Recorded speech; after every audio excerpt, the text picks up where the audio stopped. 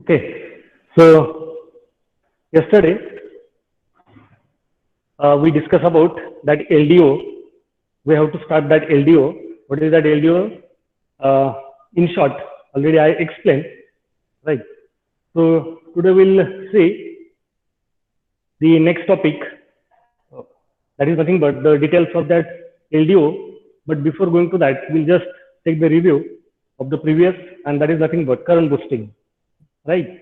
So just try to let me know why there is need of current boosting. See that current boosting circuitry, it is preferred with what?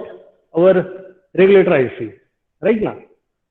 So partially that current boosting transistor works and partially our regulator IC, right? So my basic question is why there is need of current boosting.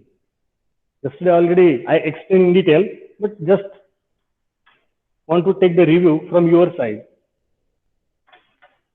Can anyone? Answer is very simple and in short. Current boosting requires due to the limitation of what? There are few limitations with our voltage regulators. And out of that, few limitations, one is there to overcome that limitation, there is need of current boosting. Am I right? As shown on the blackboard.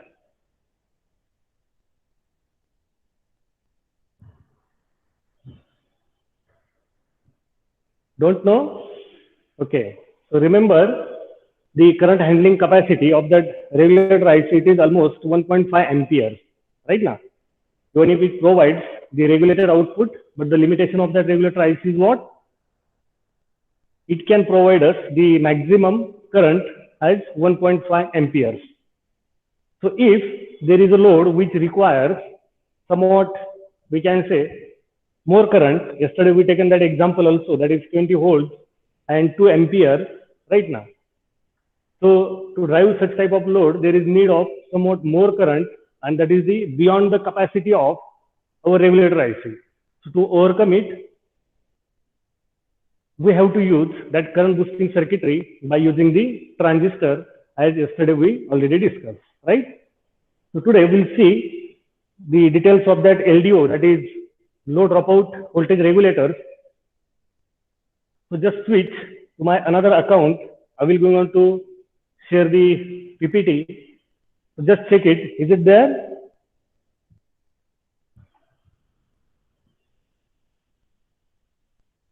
Am I audible? Yes, sir. Okay.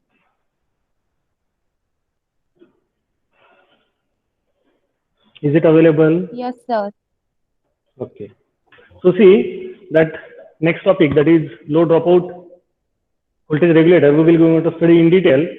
Again, one question is there, why there is need of low dropout voltage regulators? What is the reason behind that? To study this next one. Can anyone? Yesterday already I explained, see that 78 series, 79 series,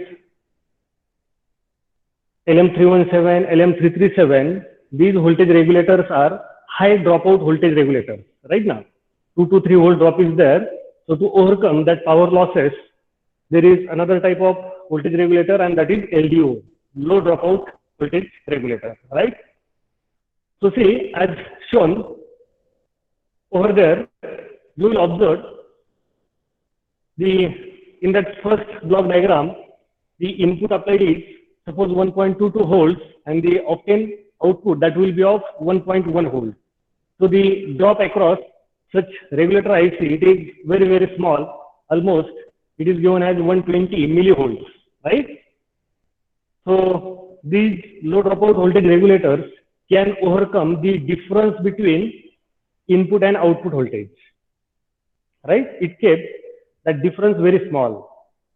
Or another way, we can say the drop occurred across such regulator ICs, it will be very, very small, and that's why these are known as low dropout voltage regulators. Is it clear now?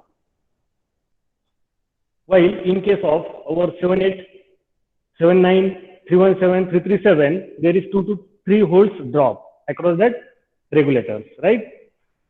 So the construction is also shown. So see, you will observe there is one transistor, MOSFET is there, right? That MOSFET, it is driven by somewhat circuitry in closed loop configuration, right? Whenever that transistor will get turned on, the applied input voltage will be available as a output voltage to us, and that output voltage, it will be a regulated output voltage, right? So see, there is one device shown like this, that is nothing but op-amp. You are already studied partially that op-amp in detail. We will go on to study later on in the next unit. So that op-amp is shown like this. Okay. There is one terminal, it is titled as a positive, and another one is as negative, right? That positive terminal of op-amp, it is known as non-inverting input, and negative one, it is known as inverting input, right? So that inverting input terminal of that op-amp, it is connected to the voltage divider, which is formed by R1 and R2. Okay. So whatever output voltage will be available from that net output voltage by the voltage divider R1 and R2, somewhat we can say node voltage will be available as an input, inverting input of our op-amp, right? And that non-inverting input of op-amp, it is powered by somewhat fixed reference voltage, which is generated by Zener diode. Okay. See that resistor R3, it is used to limit the current flowing through the Zener diode. Okay. You might have studied again Zener diode as a voltage regulator, right now. For low current applications, we can use that Zener as a voltage regulator. Over here, that Zener is used as a reference voltage generator. The drop across that Zener diode, it will remain constant as long as that input is available. Okay. So that reference voltage generated by the Zener, it is connected to the non-inverting terminal of that op-amp. That op-amp will going on to work as a comparator in this case. Okay. Comparator means what? The output of that op-amp, it will be dependent on which voltage level is high. Which voltage level means either connected to the non-inverting terminal or connected to the inverting terminal. That means the voltage level, which one will be more dominant, accordingly, the output of op-amp will be going to change. Okay. And that's why we are calling this op-amp as a comparator. Now, the output of op-amp, where it is connected or it is used as a gate drive to our MOSFET. That MOSFET is connected in series with input and output. Okay. So the output of op-amp, the level of output of op-amp, that will go on to drive the transistor either in cutoff region or in its saturation region or into the ohmic region. All that three regions you already studied very well in the first unit. Am I right? See that MOSFET. Yes, sir. That MOSFET, as it is connected in series with input and output, and the gate drive, that is nothing but the output of op-amp. Okay. The amount of output of that op-amp, that will go on to set the value of VGS, gate to source voltage of that MOSFET. Okay. So the value of VGS, as we will go on to increase it, the conduction of that transistor also will get increased, right? So according to the change in output voltage, if any change occurred in the output of this circuitry, that is across R1 and R2, that means if that V out gets changed, the node voltage which is formed by R1 and R2, that also gets changed, and that node voltage, it is connected to the inverting terminal of that op-amp, right? We'll take one example. See, suppose that reference voltage V reference is mentioned if that V reference equals to 5 volts, correct? And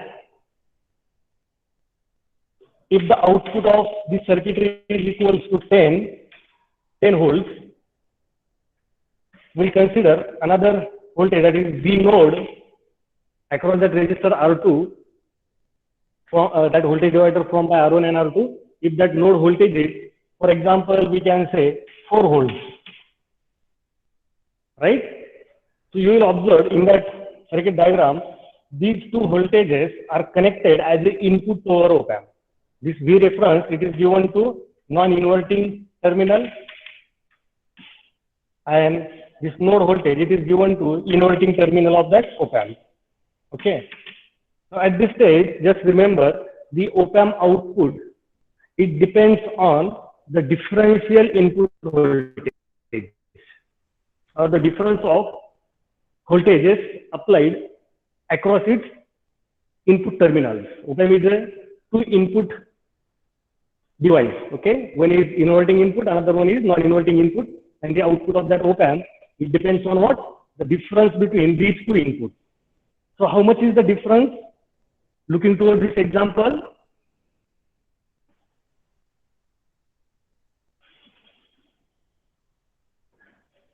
difference input voltage is how much?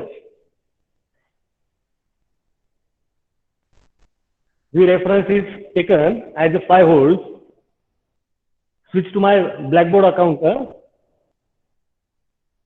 I written all these things on Blackboard. You have to switch in between that PowerPoint as well as Blackboard. Okay. Is it visible? Whatever I am showing, is it visible? Blackboard is visible? No, sir. It is blurred. Just a minute.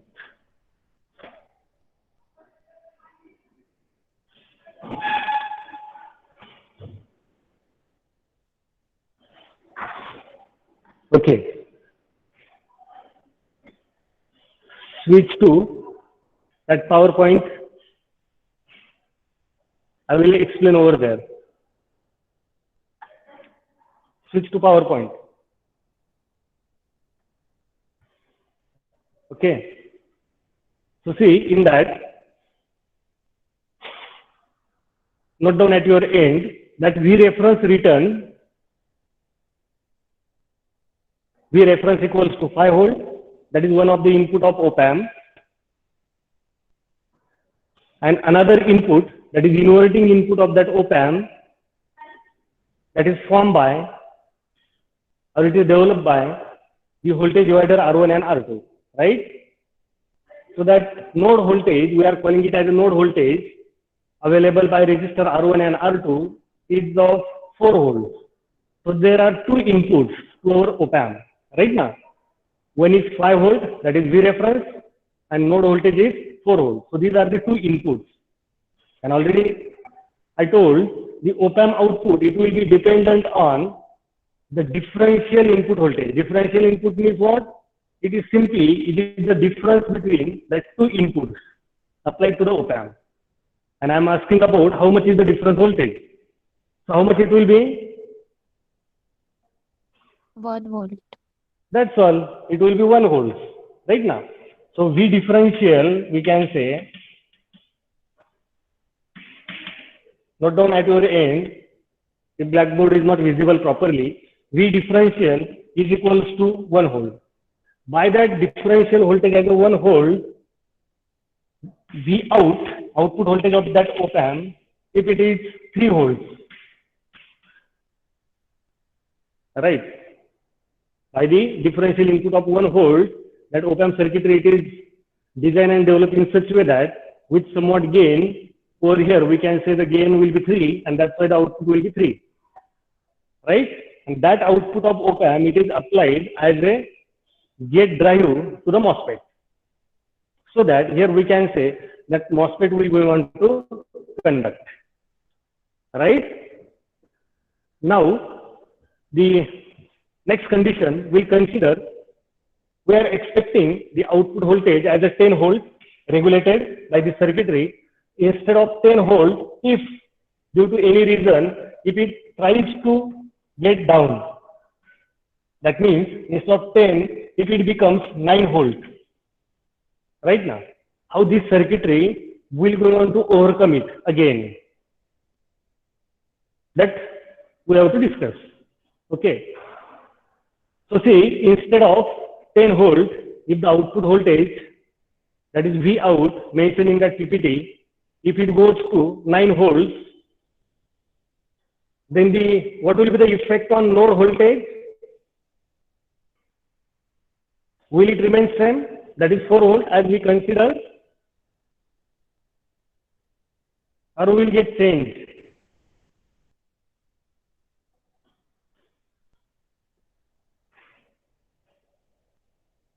No one. See, what is the source for that node voltage? Which is formed by resistor R1 and R2. The resistor R1, R2 acts as a voltage divider. What is the source for that node voltage? That is the V out of this circuitry. Right now, initially we consider it as a 10 volt regulated, and that's why that node voltage we consider it as a 4 volts by resistor R1 and R2. This is the consideration. Now, instead of output as a 10, if it becomes 9 volt, my question is, what will be the effect on this node voltage? Will it remain 4? Will it get decreased or will it get increased? Decrease. Yes, it will get decreased. So why you are taking so much time? Suppose that node voltage goes down to 3 volts. What will be the effect on differential voltage?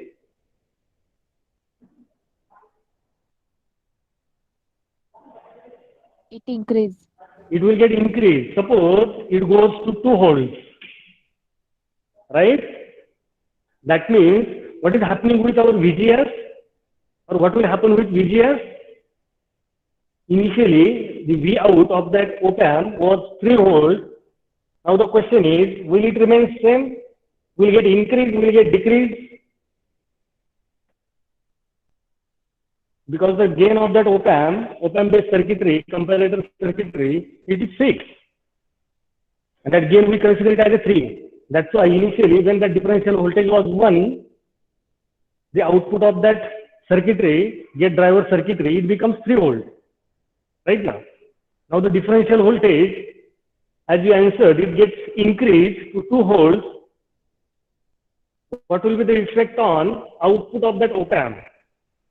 Will it remain same, that is 3 volt? Will it get increased or will it get decreased? Increase. Yes, it will get increased to, as per our this example, it will get increased to 6 volts. Because the gain of that circuitry, gate driver circuitry is 3, right now. So 3 into the differential voltage, that is 2. So that VGS, it will become 6 volts. Right? Now, new output voltage of that op-amp, it will be 6 volts. So see, if instead of VGS as a 3, if it becomes 6, the conduction of transistor will be more or less, or will remain same, whenever that VGS was 3.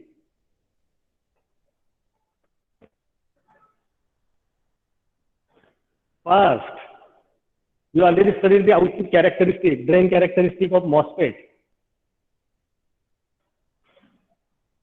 If VGS is 0, transistor conducts heavily or it remains off.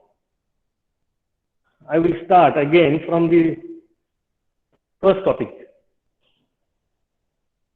If VGS is 0 volts, what is the effect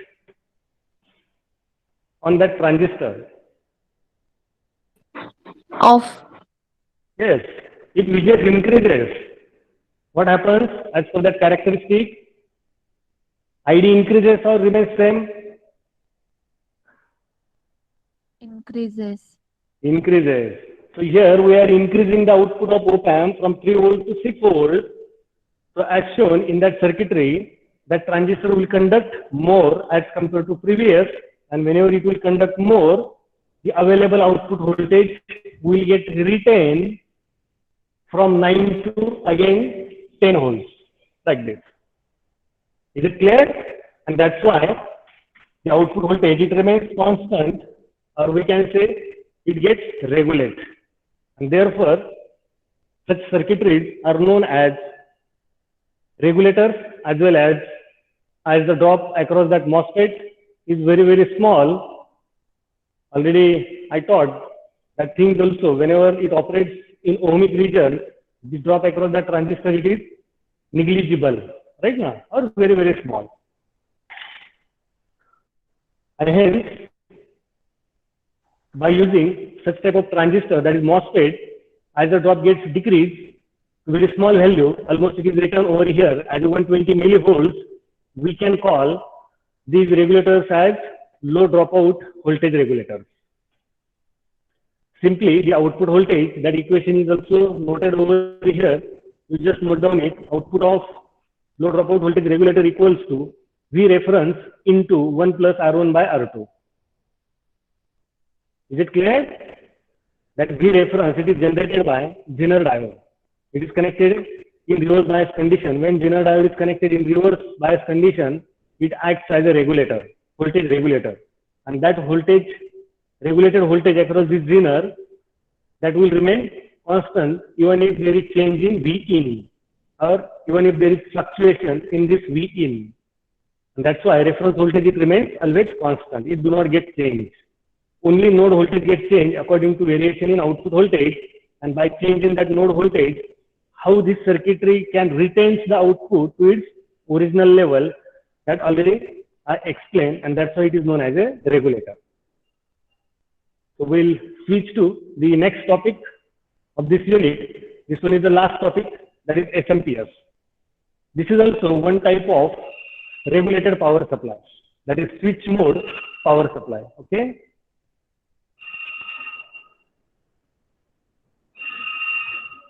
SMPS stands for switch mode power supply. The block diagram is shown. You just share my that laptop account. You will observe the block diagram. Is it there? Is it visible to all? Yes, sir. Okay. So as per this block diagram, you will observe its input is AC input. Again, consider that AC input directly has a 230 volt RMS. AC input, it is 230 volt RMS. Where it is connected to the rectifier circuit. One thing that you have to remember in this case, the step down transformer, it is not mandatory in SMPS. Okay. See, in case of linear power supply, what we studied, in case of LPS, that is linear power supply, a step down transformer was mandatory. Am I right? The first device, it is used as a step down transformer, to which primary we are applying 230 volt RMS, across secondary we are getting somewhat step down AC voltage. Right now. So can you justify why there is need of step down transformer, or why step down transformer is mandatory in case of linear power supply? I already explained it, but just want to check. Whatever linear power supply we studied, that is based on either 7/8 series, 7/9 series, LM317 or 337, okay.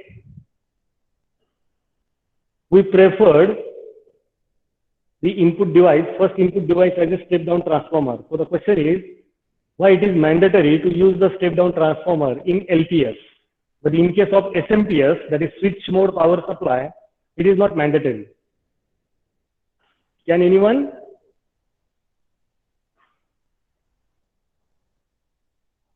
See, without step down transformer, if we use our mains AC supply, and if it is directly rectified from your side, you already answered it, that DC available voltage, if 230 volt RMS is directly rectified, that DC available voltage, it is 207 volts.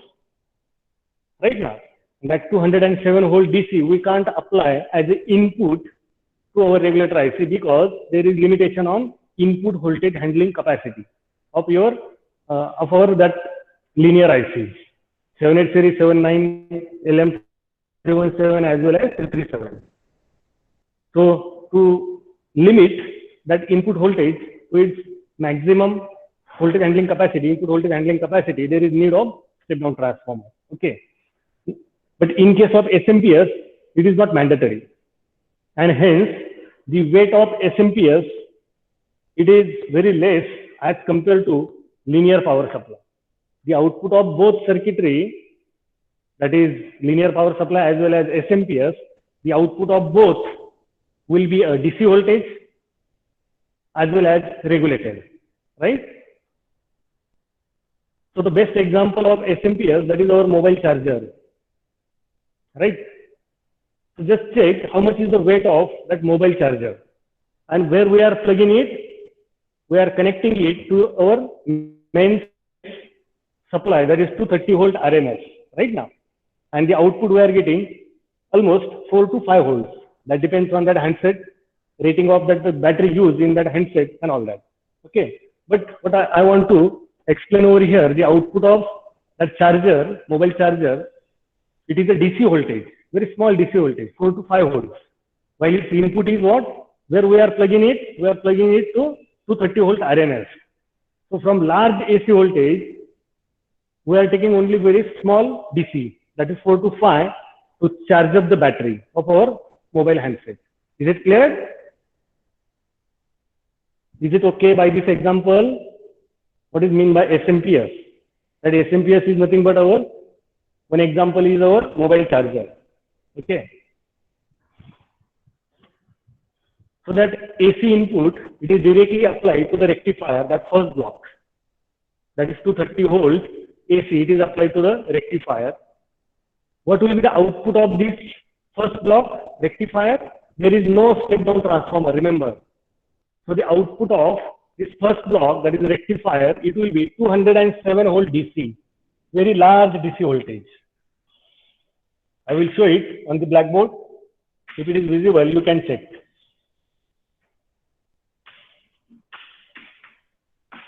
Okay, so this 207 volt, this value, you already calculated 230 volt RMS. If it is converted to DC, then the output of that rectifier, that is VLDC, equals to twice Vm by pi. Vm is 325, and hence the average value of the DC voltage extracted directly by using 230 volt RMS is 207 volts, right?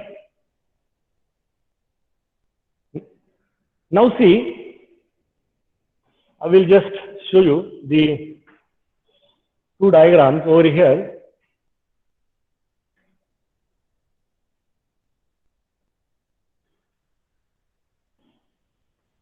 Check it, is it visible, blackboard?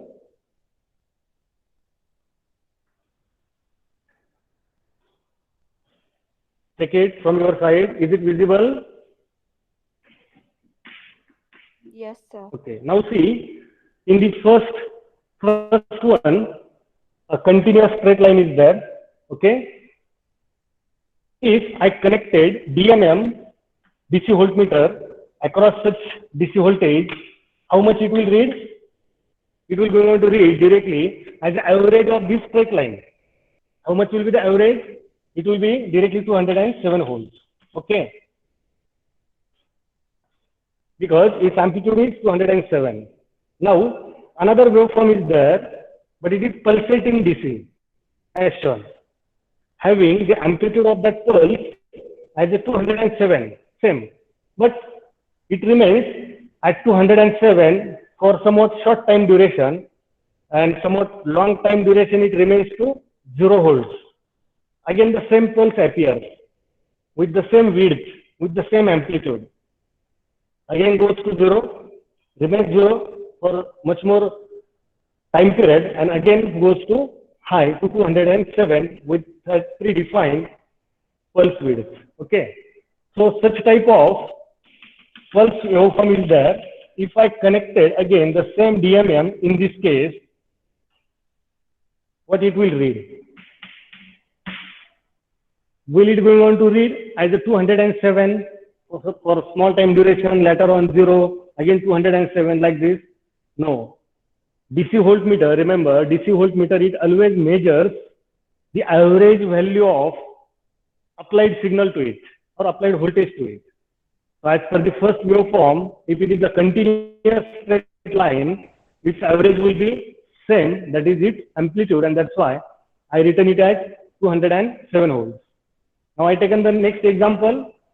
A pulsating DC is there, having the amplitude of that pulse as 207, but its time duration is very small. And for long time duration, it remains to 0. Again, for small time duration, it remains to 207, like this. Okay. So my question is, if voltmeter is connected over here, and already I told, it will go on to measure the average value. So what that DMM will read? Will it going on to read it as a 207 or 0 or any else? What do you think? You already studied mathematics 1, mathematics 2. So the average of pulsating DC. Okay, somewhat another value. So remember that another value is nothing but capital D into V in. Okay, that capital D, it is nothing but duty cycle. And what is that duty cycle? Duty cycle is nothing but T on divided by T on plus T off. Note down it at your end. The duty cycle, it is nothing but T on divided by T on plus T off. So this is nothing but T on, where that pulse remains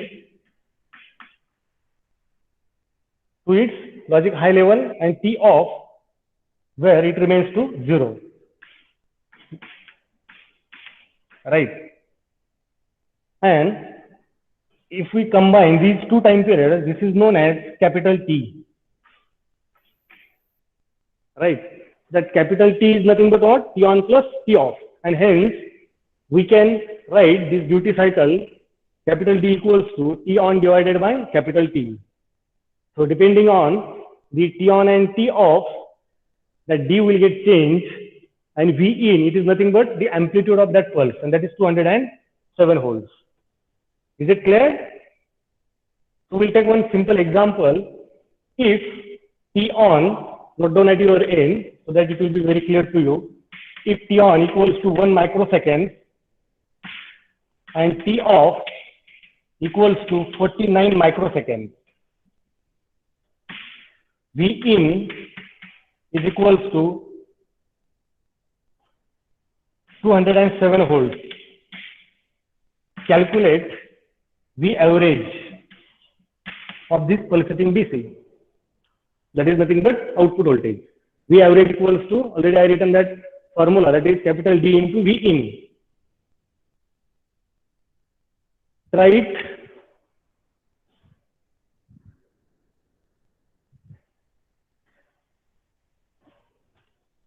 How much is the value of V average? It's very simple. That V average equals to capital D into V in. Capital D is nothing but T on divided by T on plus T off. And all values are given. Only you have to just calculate it.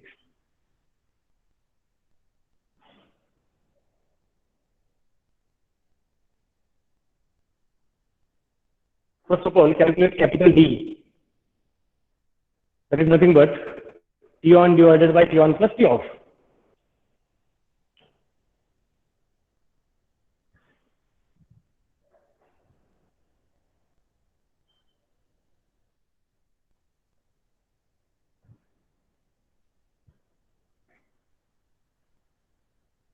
Fast. V average equals to, remaining people can write the answer in chat box. I will going on to note it. 4.14. It is 4.14 volts. Very nice. So see, from a large DC voltage, which is converted directly from 230 volt RMS, Okay. To DC as a 207, large DC voltage is available. But if our mobile charger, if it requires 4 to 5 volts DC, we can't apply it directly, 207. Otherwise, that battery will get damaged immediately, right? So from that large DC voltage, if I obtain such type of pulses with the set time period, that is T on and T off, as per your calculation, the average value it comes at 4.14 volts. And this DC voltage, it will remain as a regulated. And we can use it for the charging purpose. And that is nothing but our mobile charger. Is it clear? So, remember why I have taken this example to explain this block diagram. If I want to obtain such type of pulses, how I can? So see, if there is a switch like this, I will draw the simple diagram for your proper understanding purpose. If RL is there and over here, there will be a large input DC voltage, that is V in. We can take it as 207 as it is. And there is one switch connected in series, right? Is it visible? What is the diagram I shown on the blackboard? Simple diagram, very basic diagram. Is it there? Is it visible? Yes, sir. I'm not getting. Just a minute. I will check by Yes, myself. sir. Okay. So see, if this switch is momentarily turn on and turn off, what will be the output across this RL? There will be a pulsating DC, right now.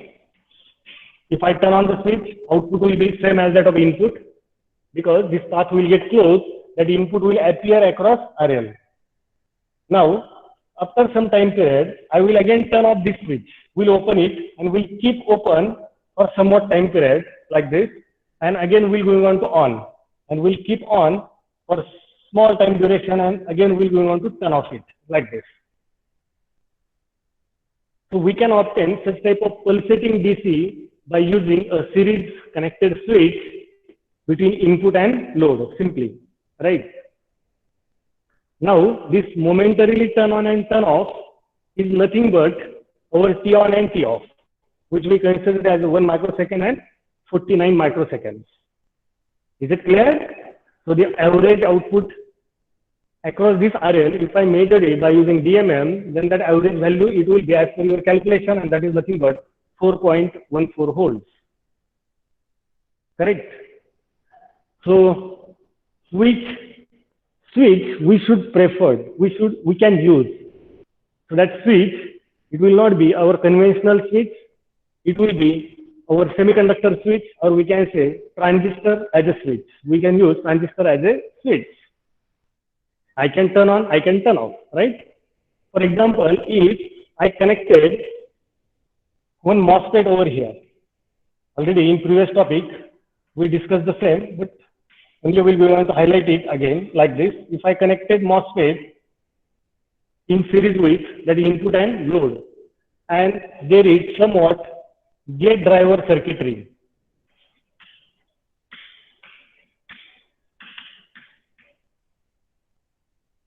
That gate driver circuitry, it will be on to generate the pulses with our predefined required pulse width of that pulsating DC, as well as for how much time period it should remain off. Correct? Accordingly, that gate driver circuitry is designed, and the output of that gate driver circuitry is connected to the gate of MOSFET. So when the gate driver circuitry output will be logic high, that MOSFET will get driven into ohmic region. It will go on to act as a perfectly closed switch. When gate driver circuitry output will be 0, the MOSFET will get open. That means it will go on to act as a switch. Momentarily, it will go on to close. Momentarily, it will remain to open. Is it clear? Got it? Yes, sir. Okay. And all these things are there in our SMPS as a, or we can say in our mobile charger, right? Now, for understanding purpose of this topic, I taken this example, and now as per your syllabus, you will going on to switch. Right. So see, as per that block diagram, input is AC input, then rectifier circuitry to convert that large AC 230 volt RMS into DC. So the output of this first block, rectifier block, it will be 207 volts. Then the next block, it is mentioned as a switching block. There may be either BJT or MOSFET or IGBT. So many options are available that transistor as a switch, right? So that switching, it will be done for that transistor. You will observe just below that another block, it is known as PWM or driver, pulse width modulator. PWM stands for pulse width modulator. That is nothing but pulse generator in short, or we can call it as a driver, gate driver circuitry or transistor driver circuitry. Then for isolation purpose, there is one transformer, high frequency transformer. The output of that high frequency transformer, again, it is connected to the rectifier circuit to remove if there are some negative components available in that obtained DC, pulsating DC. And that's why a diode is connected in series as shown, or that last block, it is titled as a rectifier again. So to remove the negative DC component coming as a DC output. Okay. So this obtained DC output, it is nothing but regulated output of our SMPS. Okay. Now there is one feedback path. See, below that last rectifier block, there is one reference or error amplifier. It is connected to the opto-isolator. This opto-isolator, it is nothing but, or it is preferred to provide the isolation between large output voltage and that PWM generator. Okay. Because that PWM generator, it is, we can say, very digitally operated circuitry, or it is very sensitive to the fluctuations in supply voltage to it. So to avoid the damage of that PWM or driver circuitry, there is need of opto-isolator which is connected in feedback. So see, if there is change in this output voltage due to any reason, if this DC out, whatever it is mentioned, if it tries to get changed, if it tries to get decreased, my expected output is suppose 4.14 volts. As we given this answer, we'll consider the same, but by connecting somewhat load to this output voltage, average output voltage, if this 4.14 volt gets decreased, or it tries to decrease, suppose to 3 volts, our required one is how much? 4.14. But by connecting load, if it gets decreased to 3 volts, then this feedback circuitry, it will going on to sense it, and that's why it is known as a reference or error amplifier. Okay. So the output of this feedback circuitry through opto-isolator, it will go on to change in such a way that this PWM generator or driver circuitry will going on to change the pulse width of T on. Okay. At normal condition, if that T on is 1 microsecond, and that's why we are getting that average output voltage as a 4.14 volts. So from 1.14, if it tries to get down to 3 volts, that PWM generator, it will go on to increase the T on from 1 microsecond to somewhat microsecond in such a way that T off will get reduced and T on will get increased. Right. And if the T on increases as well as T off decreases, the average output voltage, it will going on to change. Is it clear? So how much change will be there? Again, it will going on to change in such a way that its original output will get achieved, and that is nothing but 4.14 volts. And that's why we are calling it as a regulator. Is it clear?